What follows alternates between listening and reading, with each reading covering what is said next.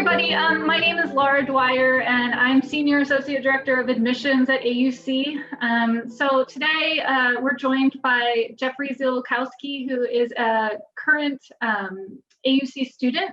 And so today is your opportunity. This is an open forum. So if you'd like to come off mute, if you'd like to turn on your camera, if you want to chat questions, however best you want to ask him what questions you might have. Feel free to do so. And, we're here the whole hour, but if you want to, people will be coming in and out and joining us. This is really just your time to learn more about AUC and what it's like to be an AUC student. So I'll let you introduce yourself so that you can, give them a little bit of your background, and then everyone will open it up for your questions. Sure. My name is Jeff Ziolkowski. Like she said, current AUC student. I'm in between my second and third year right now. I'm preparing for my boards, which I take in 3 weeks. It's actually called Step 1, and that's pretty much your most important boards that you'll have throughout medical school. I'm from Tampa, Florida. I went to Notre Dame. At Notre Dame, I majored in chemical engineering, and I have a minor in quantum mechanics. I am kind of an untraditional student where I didn't come directly from an undergrad. I worked in a business sector, fossil fuels, for about 5 years, and then decided that kind of to make a change. Medicine is something I was always interested in. So I went to AUC after going through the whole process, just like you guys are going through now. So if open up, feel any questions. At AUC, I was pretty involved in the campus life. I did a lot of volunteering down there. There's actually an organization called Wifi, which is a volunteering for fraternity kind of thing, as well as I tutored a lot of kids, and I was also the class representative. So any questions you guys have, unmute your mics. Happy to talk about anything, life, academics, what's it like on the island, anything that you guys have. All right, who wants to be first?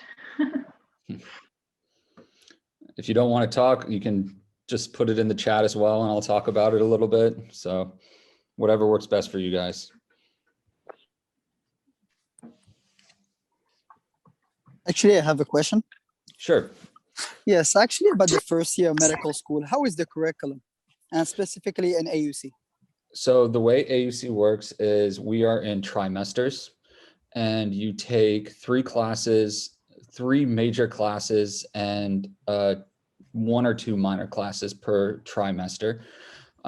You start off with more of your basic classes, your anatomy, histology, which histology is what kind of cells look like under microscope. So comparing lung cells, liver cells, muscle cells, kind of thing like that, and how the cells function and work. And then the third class you take your first semester, which is pretty much the more difficult one. It's considered the quote unquote weeder class, and it's molecular cell biology. And that's basically, if you've ever taken biochemistry, it's biochemistry times 10 would be the best way to put it. The classes are great. You have the option of going in person, but all the lectures are also recorded. So if I'm, for instance, not a morning person, no matter if I go to bed at 7 or 8 o'clock at night, I still can't get up in the morning, but I'm a night owl. I can do that no problem. So I would always kind of sleep in a little bit, and then I would prefer to watch the lectures online. But it just depends on you as a student. Some people learn better that way. Some people learn better in class, and the options for you, which is great. The other great thing is that there's always seats open. I know there's other schools like I know Ross and St. George. If you don't get there like a half an hour ahead, you're not going to get a seat in the lecture hall, and that's not the case at AUC.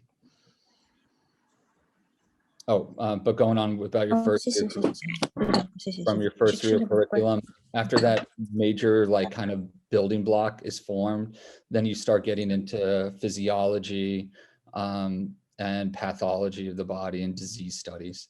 And those are your major classes. Every semester, you also have a class called Intro to Clinical Medicine. And that's just basically getting you to interact one-on-one with a patient firsthand, learning questioning forms, how to do basic testing like an otoscope, stethoscope, blood pressure. That'll be in your first year.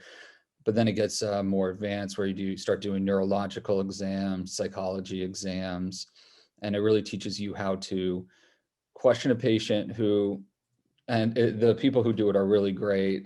They have scripts, but they go off them. So you have to kind of guide them in the question, start out open-ended, figure out what's kind of wrong, start going lower and lower and lower, and then you have to figure out what questions to ask. So it's a really good practice, and each semester gets a little bit more advanced. Did that answer your question, or were you looking for something more specific? Actually, it's excellent. Thank you so much. So the UK track and how it compares to the 4-year bachelor's. I know in the UK, you go directly into medical school versus the US where you have to have an undergrad first. I don't know too much about, Victoria, are you asking like just in general what the difference would be? Or are you asking more the lines of what the UK kids experience versus the Caribbean kids experience? Okay, so in general, we take all the same classes at all the same time. And I think we both have access to each other's lectures, but the UK has specific teachers, but they're all on the same track. And I do know, I actually have a friend right now, he's a semester ahead of me, and he's going to do his clinicals in the UK. And I know vice versa, the UK kids can, I think, come to the US. I'm not 100%, can they do that? Okay, thanks, Laura. And it would be in all the people that I've spoken to about the UK track, they really enjoyed it. But your third year, oh, I'll get back to you, Eric, sorry. But on your third year is basically medical school split into 4 years, which you guys already know. Your first 2 years are pretty much all academic and all book learning. So it's just straight lectures, tests, quizzes, anything like that. Then you transition and you have to pass what's called step 1. And that's going to be all of what you learned in your first 2 years. Your third year, you take what's called your core rotations. And currently all medical students have to take internal medicine, surgery, psychology, OBGYN. After those 4 cores are done, then you can choose 4 or 5 electives. So if you're really interested in cardio, you can go do a cardio elective. If you're really interested in GI, you can do a GI elective.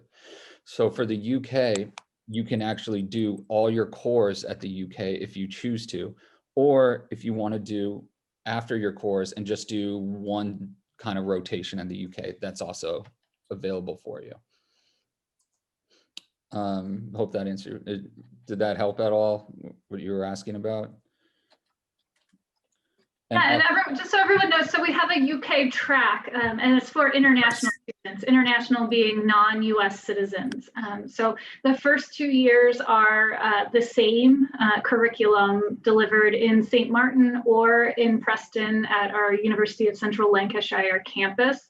And then the clinicals, the 3rd and 4th year, are open to everyone for both tracks. So whether you want to complete those in the UK or in the US. So the UCLan is what we call the campus. The UCAN campus is open to non-US residents, and it is the same curriculum.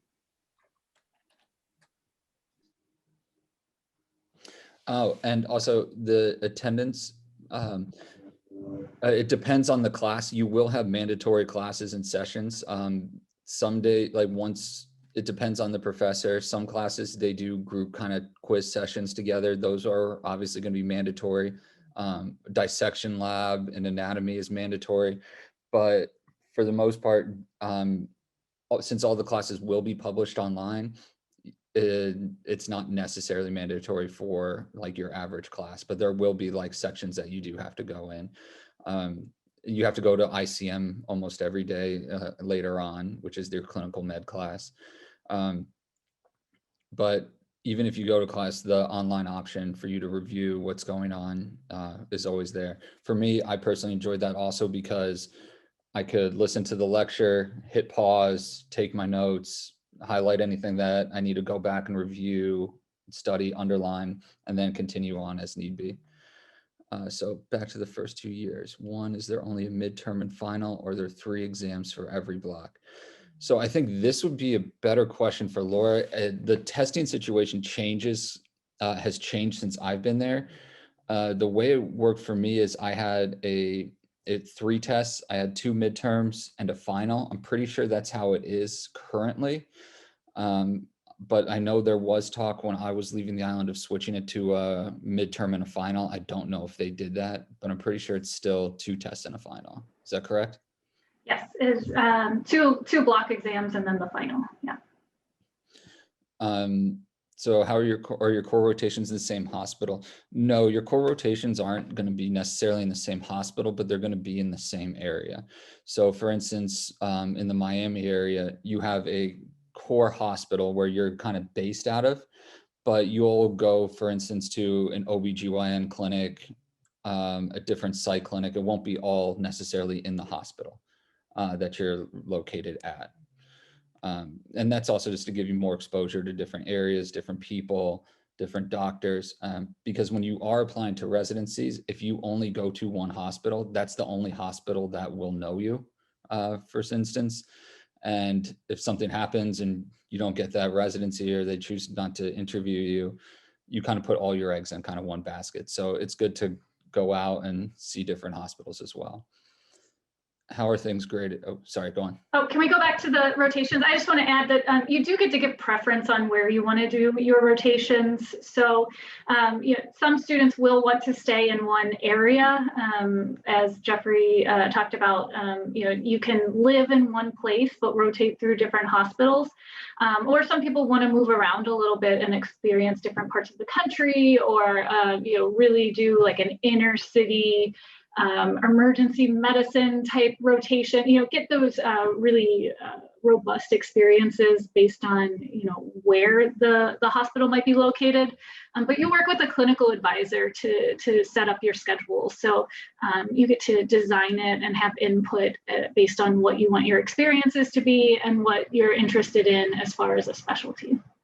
Right, and exactly, like going off what Laura just said, I live in Florida. I'm a little bit older, so I actually am married. So I would like my core rotations to be in Miami as best as I could and stick there for the most. But I'm interested in emergency medicine, and AUC has an affiliation with the hospital Mount Sinai in the south side of Chicago, which, if you pick up the newspaper, that's a great location for emergency medicine. It's just a great location for emergency medicine. So like I would take that elective and I would choose to go up there for that one specifically. How is it graded, pass or fail? So the way AUC works is all your classes are going to be honors, pass, fail. So if you get above a 90, you honor the course. Between a 70 and a 90, you pass the course, and then below a 70 is considered a fail. AUC does have, gosh, what's the name? I forget. It's a reciprocity test. Oh, they call it recomp. So if you have your 3 major courses and you score above, I think, a 75 in 2 of them, but you don't hit that 70 mark in 1 of them, they will give you a 2-week, like kind of in the middle of the semester, in between semesters. And then when you come back from that 2-week break, they'll let you retake the final for that class that you didn't necessarily pass. And if you pass the final with above a 70, they'll allow you to pass the course and move on with the curriculum. Sorry, can you repeat one more time that you said you will retake that class in the middle? So in between semesters, there's about a 2-week gap. So if you pass 2 of your courses, but you didn't necessarily pass that 3rd one, you can study for that 3rd one during your semester break, as you would. And then when you come back, you can not retake the final, it's a different exam, but you can take a holistic final of the entire course. And if you pass that holistic final of the entire course, then they'll allow you to progress and you'll consider passing the course. Okay, got you. So do you have like the final for everything after the end of the semester? The accumulative exam? That's only if you meet the criteria of passing 2 of your courses and only miss the third one by, I think, like 5%. Yeah, but my question was, there's no final exam like each semester you take for the whole classes? So for instance, it would be just the class that you took, and it would be, for instance, anatomy. If you didn't pass anatomy, it would be, so your normal tests work, your first midterm is going to be all the stuff in your first midterm. Your second midterm is going to be all the stuff from your first to your second. And your final is going to be mostly that third portion of the semester with scattered parts 1 and 2 in there. Your recomp exam, if you don't pass, is going to be split up even more evenly among all 3 portions of the class. Okay, gotcha. Recommendations on step 1 from the get-go from the first semester. It's impossible to prepare for step 1 until probably 2 or 3 semesters in. Probably after your third semester, that's when you usually start reviewing. Anatomy is it's not tested very much at all on step 1. I think it's only like 5% of the questions. And that's pretty much all you're doing: anatomy and histology, and a little biochemistry your first semester. Step 1 is mostly pathology, which is 65 to 75% of the exam. And pathology is really just how the body works and the disease process and what goes on when the diseases are occurring. So it's basically the culmination of all your hard work after your 2 years. So you really can't start until that midway studying for STEP. Okay, so how often do you take chef exam? The STEP exam, No, chef exam. Do you take a chef exam? the shelf exams, we don't necessarily take any shelf exams on the island. We take NBME, National Board of Medical Examiners exams. That's usually what the final is composed of. I think for behavior science, we took a behavior science shelf. And then in your 5th semester, you take a physiology shelf and a pathology shelf before AUC gives you permission to take the step 1 exam. So before you're even allowed to sit for STEP, you must pass your physiology and STEP shelf.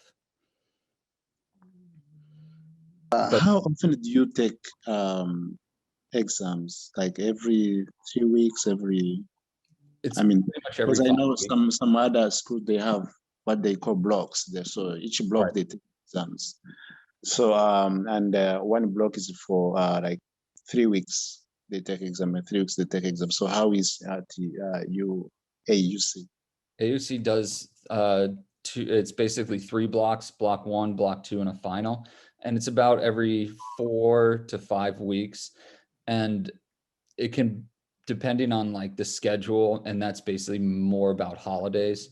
So they're not going to give you a block like Thanksgiving weekend, for instance. They'll extend it out to 5 weeks. So you'll have a 3-week and a 5-week, but they're pretty much always hover around that 4-week mark. Okay. And Laura, I think you have a question.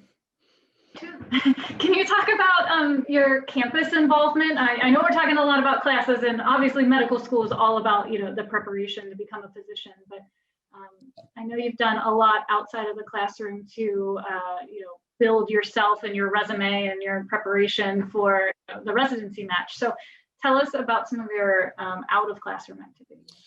So AUC has a great opportunity for all students, and it is a Caribbean school, and some students go in there with the mentality, it all depends on your mentality going into it, and you can make the best of it. And AUC gives you all the opportunities in the world to make the best out of it. You can volunteer in tons of different areas, whatever sparks your interest. For instance, I volunteered at an ophthalmology kind of resource. And so there's a group of ophthalmologists once every 3 months fly to the island and do eye exams on all the island students. And I got to experience that. And it was amazing because there's not an ophthalmologist on the island. And so the island's education system works very differently, where you get pigeonholed in middle school on what track, like you're going to be a doctor, you're going to be a business person, you're going to be a truck driver, for instance. So they get pigeonholed that young. And then you have kids who can't see. So they kind of go, okay, well, you can't read. So they kind of put them in like a different track. Then you have the ophthalmologist come in and say, wow, this kid is legally blind. And then they fix it and it changes their whole lives. Other volunteering experiences you can do. I know a lot of people work in different animal shelters. There's the hospital on the island, which is great. They do a lot of events, and all the AU students usually get involved. We have something called Community Action Day, and Community Action Day happens once every semester, and pretty much all the organizations on the island come up with an event. So there's like an island cleanup, beach cleanup for some of the more touristy beaches. There's also, I got involved in something called Shark Week, and that was like Shark Preservation Awareness Week for students, which was really cool because a lot of people, I'm sorry, I just got a new cat. There's a lot of Asian countries, they pay very good money for shark fins, like for shark fin soup, and it's illegal. But a lot of people come to the island and offer middle school and high school kids a lot of money to go out and catch sharks, which is decimating the shark population down there. So there's a shark preservation group that I got involved with, and it was just really interesting. So it's not just limited to medical school. There are a lot of opportunities for you to volunteer. Also, I mean, it is a Caribbean island, so you have to, some people, you have to be very self-conscious that you are still in school. Some people go to the beach every day, and that doesn't help them too much. So you have to be very self-aware kind of thing. There's a lot of distractions on the island. So, I mean, I'm from Florida, so the beach to me is like, oh, beach is a beach, is a beach. So I really wasn't too into the beach, but they have a golf course down there, which was getting there after the hurricane. And there's a lot of great like hiking, climbing, which is really cool. A lot of natural springs, which are very neat to go see.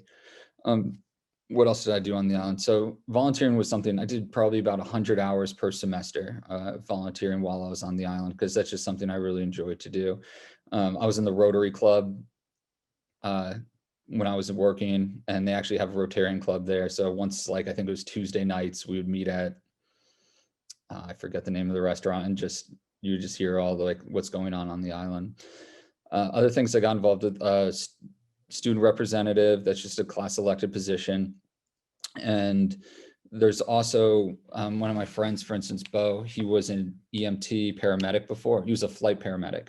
So, and he really wants to be a cardiologist. So he used to conduct EKG clinics and, you know, show you how to put on a 12-point lead of the heart, teach you all about the waves and the inversions in a much more detailed way that you would get from a normal curriculum. And it's really interesting because AUC will allow you to start clubs, find things that are of interest to you. They do have money and funding to set aside. When I was there, an oncology interest group was started, as well as a sickle cell club was started for people with sickle cell on the island. I know if you look at the website on Student Life, there's a list of all the different interest groups, pretty much any subspecialty that you want to. There's a group that is interested in that, and they meet probably once every 2 or 3 weeks or after blocks, and they do different various fundraisers, just as most clubs would do. For research opportunities, yes, there are, but they're not a traditional research opportunity because you are on the island. A lot of them are going to be peer-reviewed articles and a lot of cross-sectional study articles, which are basically you review a lot of different procedures and their outcomes, and then you kind of analyze the data and see like which is better, which technique is better. But for like hands-on, like patient-to-patient research, not so much. There are professors who will for instance, have unique cases that they've experienced throughout their medical career, and they'll let you work on them or publish them for you, basically for them. So, but that's like the extent of the research. Yes, there is research, but it is not in the traditional sense. And once you get to clinicals, you will have an opportunity for research if you meet the right doctor and they like you and kind of thing. We have a really cool 3D printing lab. I don't know if you got to experience any of that. That was Adelstein. That was the year after I left. Ah, okay. Well, it's super cool. Basically, you know, they're doing a lot. We have the Caribbean Center for Disaster Medicine. That's a partnership between AUC and Harvard. And you may have heard of Harvard, I don't know. But it's one of the things that the 3D printing lab is doing is, you know, how do you supply a Caribbean island after a disaster such as a hurricane with some of the medical supplies that you need? You know, you're not going to store hundreds of, you know, things that you may only need once every, you know, so often. So they're doing like 3D printing of some medical supplies and training things. So like they're doing heart models and arm model. I'm not explaining it as well as it should be explained, but it's just some really cool innovative stuff is happening on campus with that research lab as well. And I remember I was on student government when they made that pitch for funding for the 3D printer. And that was exactly what it came for. And I think this question is for you. Someone posted about virtual. Oh, yeah. So if you're, so we do have an on-campus option and a virtual option for the May class. This term, obviously due to COVID, we did return to St. Martin in January. So we do have people back on campus. Most of our students are back on campus. The learning takes place in a virtual setting for lectures. So you're not sitting in a lecture hall with 100 other people, COVID precautions, obviously, but some of the smaller hands-on labs, such as Introduction to Clinical Medicine, or the anatomy lab are still in person. And then the virtual option is still doing all of your lectures online, obviously, and then doing a virtual anatomy lab. I believe you do have opportunities for hands-on experience in later semesters to enter the anatomy lab. So you wouldn't necessarily be doing like the formal curriculum if you choose the online option, but you would still have access to the anatomy lab at later times. And then your Introduction to Clinical Medicine, if you're doing the online option, you do ICM 1 and 2 in your second semester. So that's where you get the hands-on experience will start in your second semester there. Also, I do know that if you take anatomy online, they were letting you take the lab portion if you wanted to. They're not doing that anymore. Yeah. You will have an opportunity, but just for this May class, since we believe it will probably be the last online option, it's not quite as generous as it was earlier, but you will still have some options. Also, a lot of schools are going away from cadaver dissecting too, that you'll find. It's going to, they basically have a gigantic touch screen size of a human body board that you work on. Yeah. And clarification, so there is a virtual anatomy lab that you do. What I'm talking about that you cannot do is the actual cadaver dissection lab. So you will do a virtual anatomy lab. And we do have a virtual component to all of our anatomy labs, which is the Sectra table, which is basically a giant iPad. And then there's a really amazing software program where you can peel away like a millimeter of skin and tissue at a time. And it's kind of to simulate a dissection on a actual body. Will you be behind if you choose virtually? No, you're not behind. You're learning the same curriculum. It's just delivered online. We've been teaching online since last March, so it's been about a year. So our curriculum has been developed to be delivered online.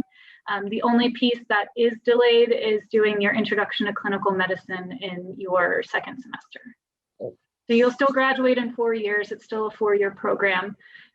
It's just that you have to take ICM 1 and 2 in your second semester.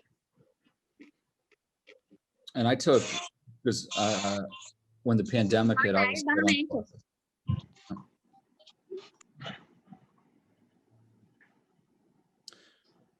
You are on the island for 5 semesters.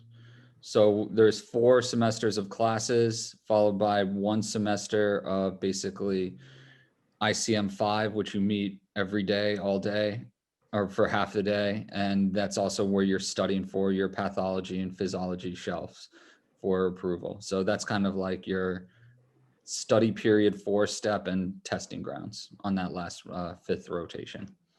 Yeah, so the official curriculum is 20 months on the island.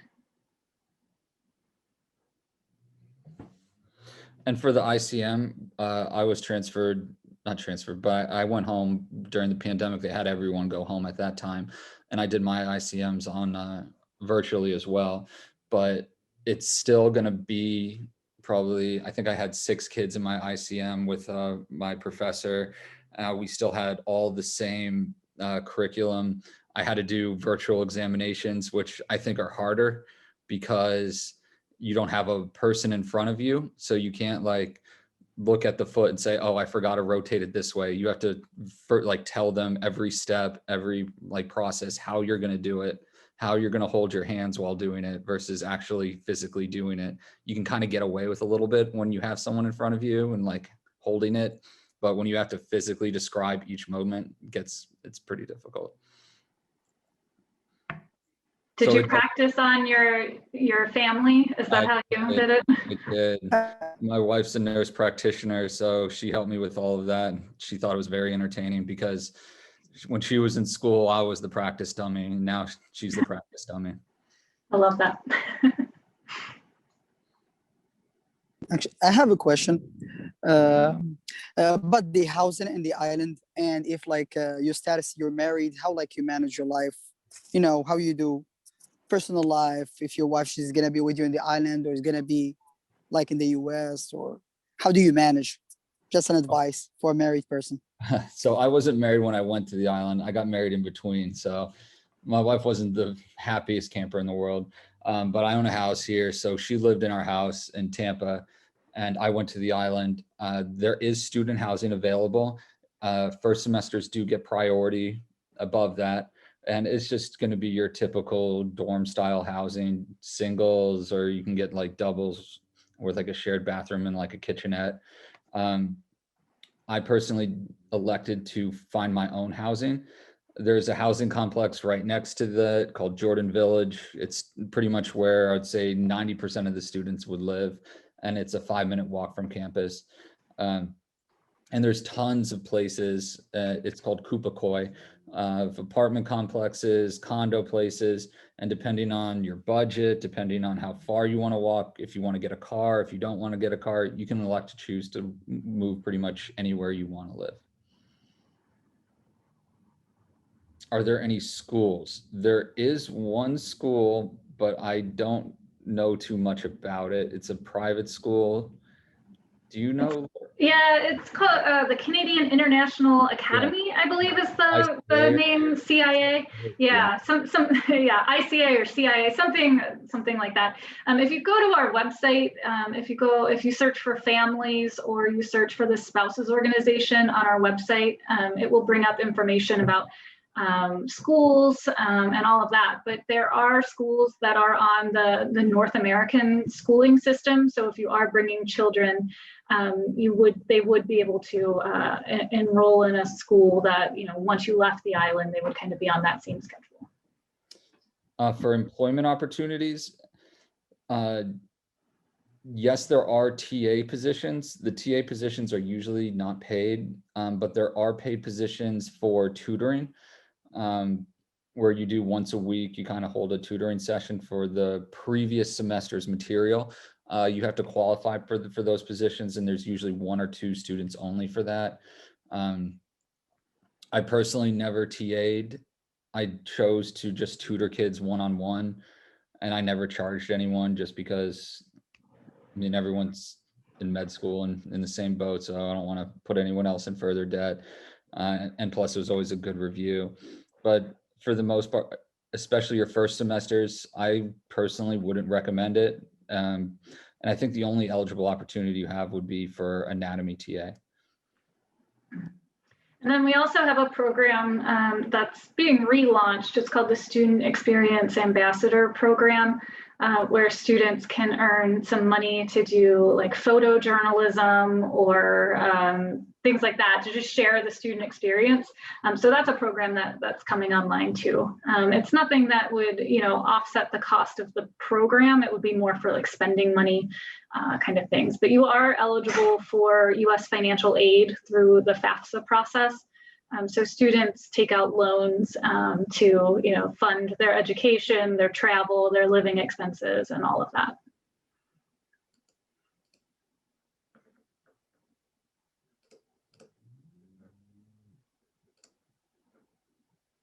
These are great questions, everyone.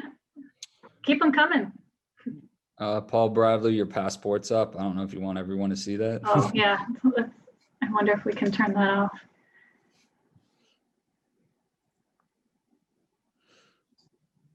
Whoops, I didn't mean to do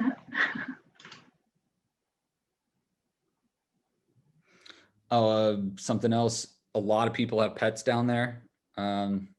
They do have a St. Martin dog rescue, and people are always kind of foster them, but everyone kind of ends up adopting them at the end. I know someone who has like 4 dogs that they were fostering and brought all 4 back to the US.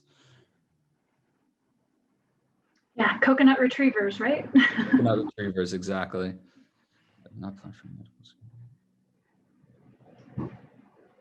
information on admissions requirements. You have to have a bachelor's degree to matriculate, but you can apply while you're still in progress of your degree. You can major in anything as long as you've taken the appropriate pre-med classes, which are a year of general chemistry with a lab, a year of organic chemistry with a lab, 1 semester of physics, or you can also substitute calculus or statistics, and then 1 year of general biology with a lab. We do have an MCAT waiver for this May term. This is the last term that an MCAT waiver will be offered. The U.S. Department of Education has allowed us to waive the MCAT due to COVID, but if you're applying for a term later than May, an MCAT is also required.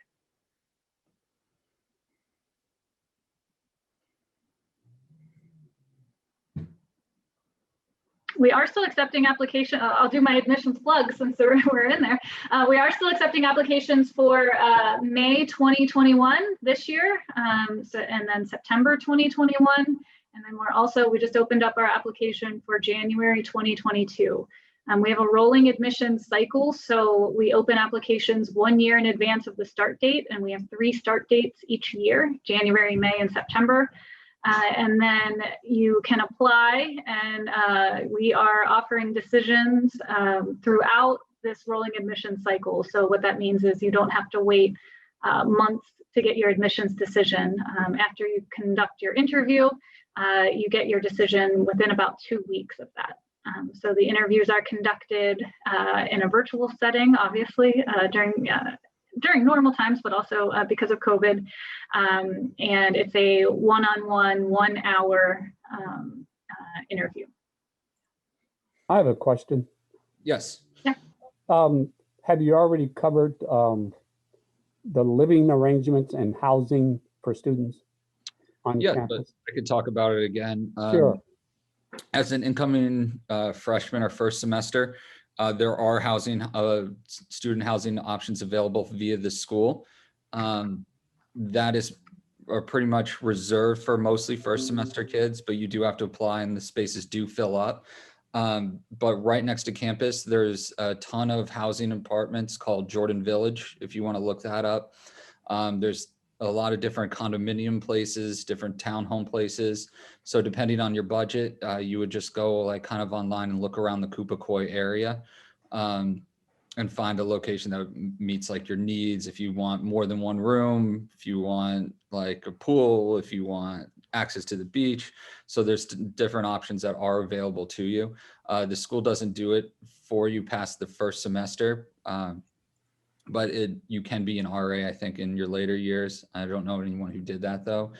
I was older and I kind of enjoy my own private space. So I lived by myself, which I really enjoyed. But a lot of kids, you kind of meet friends your first semester, meet people in your same boat, lifestyle. You can become roommates with them, so on and so forth. Sure. RA is a resident assistant. Yeah, a resident advisor. And that's just like your fourth or fifth semester students who just kind of make sure that if your water pipes break, they can get in contact with the person who helps you fix it. Sure. Make sure that everyone's quiet past a certain hour, things like that. Sure. Thank you. Let's see what else. The food on the island, good. is very, very Americanized. So if you want KFC, there's a KFC. If you want a Burger King, McDonald's, that's all there. They don't have a Taco Bell, unfortunately. Right next to campus, there's a couple health food stores. There's a French bakery, a barbecue place called Fat Tony's where I used to live, an Indian restaurant, a Chinese restaurant, Italian restaurant, a place called Little Beirut, which is a Lebanese food. So any food that you really have a craving for or would like, it's all right there. And then if you want, there's also, you can go to the French side. I love French cuisine. So best escargot I've ever had. Also, they had, oh gosh, faux gras, which is duck liver, which is an acquired taste, but they have that there as well. So you get all sorts of food, whatever you kind of have any type of inkling for that they have there. And we have a cafeteria on campus and the food is excellent. Actually, yeah, the cafeteria food. I eat, really whenever good. I'm on campus, I eat there because it's so good and it's cheap. Campus chicken Alfredo, I don't know why, but everyone was addicted to it while we were there. Yes. Great. Would you recommend employment working during your? It's nearly impossible. To be honest, I don't know anyone. I worked part-time as a bartender just because I got to be friends with the people there, and I worked one day a week. But that was more to keep me occupied. The amount of material that you have, especially because we are kind of accelerated down there, being in trimesters, it's an overload of material. So you're in class minimum from 8 till noon. Then after that, you have to kind of go back and say, what did I learn in those 4 hours and master the material? So it becomes very difficult from those times to actually work a full-on job. Now, I'm not saying it's impossible, but I just would personally recommend it at least until a semester or two where you really can see how everything is going. And then if you say, okay, you know what, I'm doing well in school, I still have plenty of free time, then you could do it. But I don't recommend going down there first semester and getting a job right away. Sure. I hold a teaching license. So I do know someone's wife, when I was there, actually worked at the school, that CIA school, as a history teacher. Yes. But I don't know. I mean, I don't know too much about it off the hand. Talking about supermarkets and cost. Yes, there are supermarkets. Are they going to be your Walmart? No. But they're actually fairly close to a Walmart, a smaller Walmart. Any food that you want, you can get down there. The prices are a little bit higher. I wouldn't say they're outrageous. And the prices are going to be on what you want. So beef is going to be much more expensive because there's not too much cow, but you can get fish for like absolutely nothing. So like I love fish. So it was tuna every day for me, and salmon. I was having a great time. There is also they call it Cost You Less, which is a diet Sam's Club. So you can buy in bulk. A lot of students down there, they'll get together with a couple friends and rent a car for a day, and they'll go and do a couple trips to the Sam's Club back and forth and kind of stock up for a month. Which brings me to, we do have they have a Hertz rental on campus. So you just kind of go to it. I forget his name. He was really cool. He's in the rotundum every day from like morning till noon. And you just go up to him, you give him your student ID, and you can rent a car directly from him without any problems. You just tell him how long, and they're really cheap too. It's like $20 a day or $30 a day. Yeah. And it's great for if you have family or friends, because obviously everyone's going to want to come visit you, and you can just rent a car. But you'll have to learn how to drive on the island first. That takes a little bit of experience. And patience. There's a question about phones. So cell phone usage. So phones. So there's a couple different ways that you can take a look at the phones.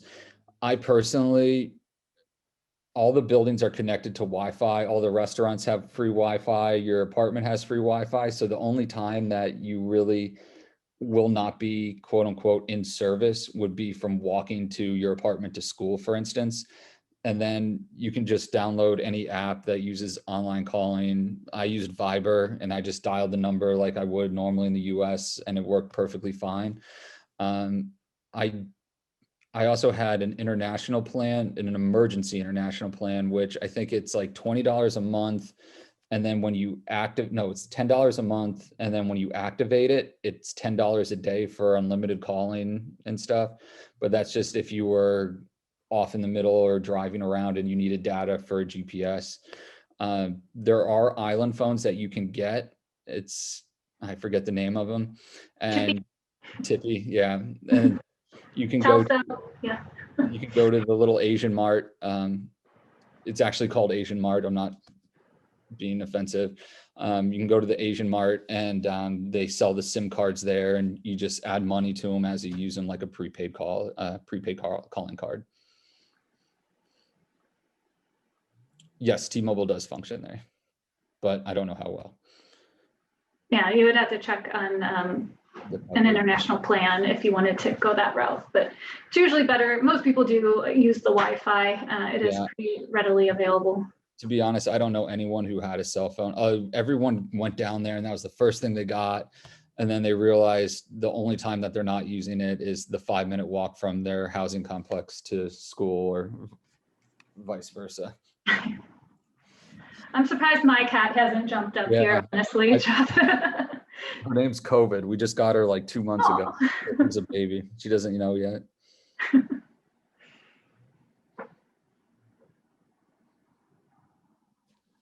The phone differences on Haiti, it's quite a different phone like situation than Haiti. I've been to Haiti quite a bit, and it's a very uncomparable environment to Haiti and St. Martin. But really, and what's kind of great about the no phones, which I really liked, which kind of will date me, is when you make a plan with someone or your friends, if we're going to meet at this restaurant at 8 o'clock, you have to meet them at that restaurant at 8 o'clock. You can't text them and cancel, or, hey, I'm running late, because you don't have the Wi-Fi. So if you start walking at 7:45 and get there and try to cancel on your friend, or your friend cancels on you, you're just kind of sitting there by yourself. So it really like changes. I liked it a lot, actually. Old school. Yeah. Once you leave your house, it cut off. It is nice. Cut off, so your friends can't. And it was always like the worst if you're like got caught up with something. You feel really bad not being able to like contact them. But that's very rare, very rare. Can you talk about just like actually getting to St. Martin and maybe relive your experience, your flight down to the island and moving in, and what was all that like? So my flight I'm from Florida, so it was a pretty easy flight. There's direct flights from Miami to St. Martin. I think they're like 4 or 5 hours. There's flights from Atlanta. I'm a Delta loyalty, so that's kind of my thing. American goes straight to Miami.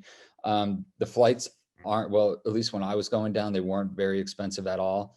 So you can kind of, and especially if you booked them last minute, so you could really, I don't recommend that. I'm just saying, if you want to, like, if you're feeling homesick and you have an easy week, you can get home like really quick, but make sure you get your semester to and fro very ahead of time. You can take down your bags. The customs process is very easy. Once you go through the first time, the school actually provides you with a temporary residency card for the Netherlands. So then you don't have to go through the long line with all the people who the tourists who are going down for a week. You actually have a special line that gets you kind of fast tracked, which is really nice. I think I still actually have my residency paper, which is like around here somewhere. So it's really nice that they provide that for you. But it's a very easy moving down. As a first semester, they do have a big orientation week, just like your orientation in undergrad. It can get a little hoorah-y, you know, like, okay, I'm not 18 anymore. I don't want to do these things, but it's kind of good. They do tours of the island. They take buses. They show you all like the different beaches, restaurants, grocery stores. They help you. They take you to your first Cost You Less or your Sam's trip to help you get your groceries. Pretty much all the furniture that you need will be in the apartments that you'll rent, because that is a whole area that kind of is dedicated to the students. So everyone all the renters know they're like, okay, this is for students. They have beds there. They have a fridge, an oven usually. So everything that you need will kind of be in the apartment that you're renting. So you just have to bring down your sheets. I highly suggest sunscreen, because sunscreen is very expensive down there and you will get burnt. Are there beaches nearby? Yes, there are quite a bit of beautiful beaches. Very close, within walking distance. You can look outside your classroom window and see the beaches, and it's crystal blue water. It's great, but you can't get distracted by the beaches. There are always a beach party, which is a lot of fun after your block exams, your midterms. All the students get out there and have a good time. Just kind of let some energy out, but you have to remember to always clean up after yourselves. Otherwise, you will get an email from the dean that yells at you for not picking up after yourself. What is a challenge of residency to the US? What do you mean the challenge of residency to the US? Are you saying like, what do you miss? What did I miss the most on the island, or did I find the most challenging? I think she's asking about obtaining a residency in the US. Is how I'm reading that question. So we have the numbers are, we have a 92% first-time placement rate in US and Canadian residency programs. And then I'll let you take it from there. The challenge for the residencies in the US is basically, because it is a crib school, you have to go in knowing what it is, first of all, and what the limitations are. And I found that kids sometimes go with very different aspirations in what's possible. So AUC you have to do internal medicine, pediatrics, family, neurology, psychology. That's pretty much where we will, our residency will focus. It's not so much going to be in your orthopedic surgery, your cardiovascular surgery. I'm not saying it's impossible, but the other area is probably much more where we focus on for residencies. But we do have a almost near 100% residency rate. So that goes to show you that it's still perfectly fine. Yeah, I'll chat over our residency placements for this last term. So the residency placement happens in March. So it's in just under 2 weeks. Our next class will be placing into residencies, but I'll send the 2020 information through the chat and you can search on our website. As Jeff said, about 75% of our class goes into the primary care field. But every year we have placements in surgery. We've had dermatology placements. You know, the competitive residencies are obtainable, but you have to know what you're going into, and you really have to get really good step scores and network. We have an Office of Student and Professional Development that helps with the residency placement process. And so if you are looking at some of those more competitive fields, you want to get connected with them early and often. And yes, we do have quite a bit of hospitals. And I know after you pass your step you get basically a booklet of the clinical affiliation sites, and then you rank which ones that you like, what area you generally want to go to. So California, Florida, New York, Illinois, Detroit. Well, Detroit's not a state. I don't know why I named states in a city, but you get a look through them and choose kind of which area and which track that you'd like to prefer going into for your hospital clinicals. And then electives, like I said, you can always petition hospitals to take you on as an elective. So if you want to go to a specific hospital that's in your hometown, or you really like this one hospital you saw, or as a program that you like, you can contact that hospital directly and ask if there's a position available to rotate in that time. And that's usually for your elective classes. Classes, yes, classes are going to be pretty much 4 hours a day, every day. And then there's going to be supplementational classes in the afternoon. So if you have, like for instance, immunology, you have to do an immunology project, and they do grouply quizzes. So you do your class in 4 hours of classes in the morning, and then your quiz or your group project mandatory sessions in the afternoon. But those aren't every day. So it's not, some days you'll be done by noon, some days you'll be going until 5. It all depends on the class, their structure, and their schedule, which is always changing to the professor. Also, oh gosh, what was I going to say about the, your ICM? Your ICM will meet every day for about 1 month. So it depends on which ICM you are in. ICM 1 will meet usually between block 2 and block 3 every day for 1 month. ICM 2 will meet block 1 for 1 month. So that all depends, but usually it's about 1 month for 2 to 3 hours in the afternoon in addition to your classes. Our quiz is graded. Yes, everything is graded. I think some professors will give you a participation, but if anything is a participation grade, it's going to be worth like 1% of your grade. So don't count on things being not graded. All right, we have about 1 minute left. So I guess I want to close by saying, thank you everyone for coming. If you do have further questions, I'm going to put my email in the chat here so you can reach out to me directly. Again, I'm Laura with the admissions department. Jeff, is there any kind of final thoughts that you want to leave with everyone, or any advice that you want to give these future medical students? Go for it. I was older. There was always a lot of things that always excuses you can do to hold yourself back from it, but there's no excuse. You can just go for it and kind of just bite the bullet and dive into the deep end. And it's going to be a great experience no matter what you choose. I highly recommend AUC over a lot of the other Caribbean schools. We do have a higher attrition rate. We do have a lot smaller sizes than like Ross. A higher pass rate, sorry, not a higher attrition. We have a lower attrition rate. A lower attrition rate, I'm sorry. Sorry, I didn't mean to interrupt. Lower attrition rate, a higher passing rate. It's smaller, it's like a family down there. You really get to know everyone. Everyone's personally involved. So just, I would say go for it and don't let anything stop you or hold you back. All right, thank you everyone for joining. And again, my email's in the chat. If anybody wants to reach out to me with any further questions, I'm happy to help. And those applications are still open for May, September, and January if you haven't started that yet. So again, thank you. I hope you learned a lot. Jeff, I learned a lot from you, and we really do appreciate everyone coming. All right, guys, thank you very much. Bye.